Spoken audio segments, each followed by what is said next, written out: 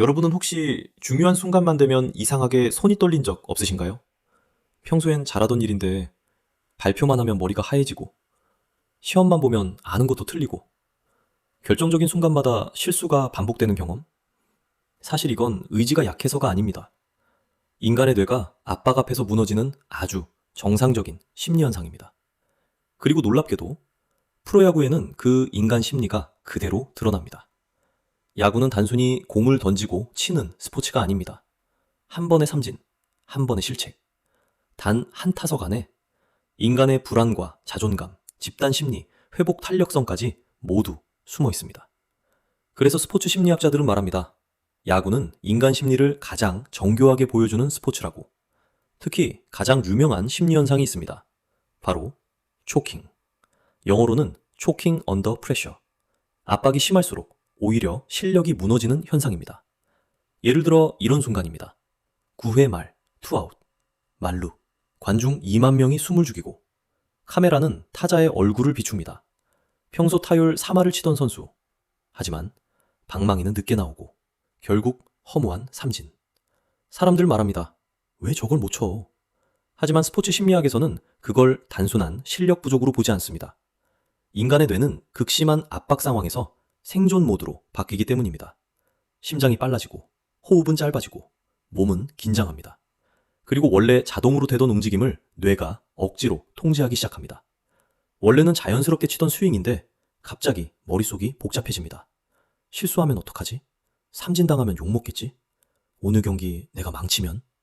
그 순간 몸은 굳고 타이밍은 무너집니다. 이게 바로 초킹입니다. 재밌는 건 모든 선수가 무너지는 건 아니라는 겁니다.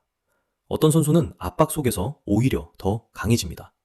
끝내기 상황에서 더 집중하고 포스트 시즌에서 더 무섭게 변합니다. 우리는 이런 선수를 클러치 플레이어라고 부릅니다. 실제로 프로야구에는 가을 야구만 되면 달라지는 선수들이 있습니다. 정규 시즌보다 큰 경기에서 더 강해지는 사람들. 왜 그럴까요? 스포츠 심리학 연구에서는 세 가지를 중요하게 봅니다. 첫 번째, 불안 조절 능력. 클러치 선수들은 불안을 없애려 하지 않습니다. 대신 인정합니다. 지금 긴장되는 건 당연해. 중요한 경기니까 떨리는 거야. 감정을 억누르지 않고 흘려보내는 겁니다. 반대로 초킹에 빠지는 선수는 긴장을 없애려다가 오히려 긴장에 집착하게 됩니다. 두 번째, 자기 인식 방식. 초킹이 심한 선수들은 실수를 자기 존재와 연결합니다. 삼진 당했다가 아니라 나는 실패자다. 이렇게 받아들이는 겁니다. 하지만 강한 선수는 다릅니다. 이번 타석을 실패했을 뿐 자신과 결과를 분리합니다. 심리학에서는 이것을 자기 동일시 분리라고 설명합니다. 결과와 나 자신을 같게 보지 않는 능력. 이 차이가 멘탈을 완전히 바꿉니다. 세 번째, 루틴 유지 능력. 야구 선수들을 보면 타석 들어가기 전에 항상 같은 행동을 반복하는 경우가 많습니다. 배트를 2번 돌리고 장갑을 만지고 숨을 크게 쉽니다. 이건 단순 습관이 아닙니다. 뇌에게 보내는 신호입니다. 괜찮아. 평소처럼 하면 돼. 루틴은 불안을 줄이고 집중력을 현재로 끌어옵니다. 실제로 세계적인 선수들도 자신만의 루틴을 굉장히 중요하게 생각합니다. 결국 야구는 멘탈 스포츠입니다. 그리고 이건 우리 인생도 똑같습니다. 우리는 모두 자신만의 만루 상황 속에서 살아갑니다.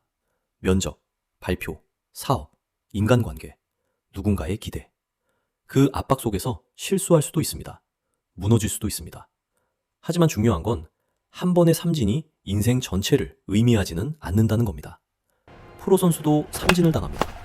전설적인 타자도 실패합니다. 야구에서 10번 중 3번만 성공해도 훌륭의 타자라고 불립니다. 그런데 우리는 인생에서 단 한 번의 실패만으로 자기 자신을 끝났다고 판단합니다. 어쩌면 지금 우리에게 필요한 건 완벽함이 아니라 다시 다음 타석에 들어서는 용기인지도 모릅니다. 오늘 영상이 마음에 남았다면 압박 속에서 흔들리는 날 다시 볼 수 있게 저장해 두세요.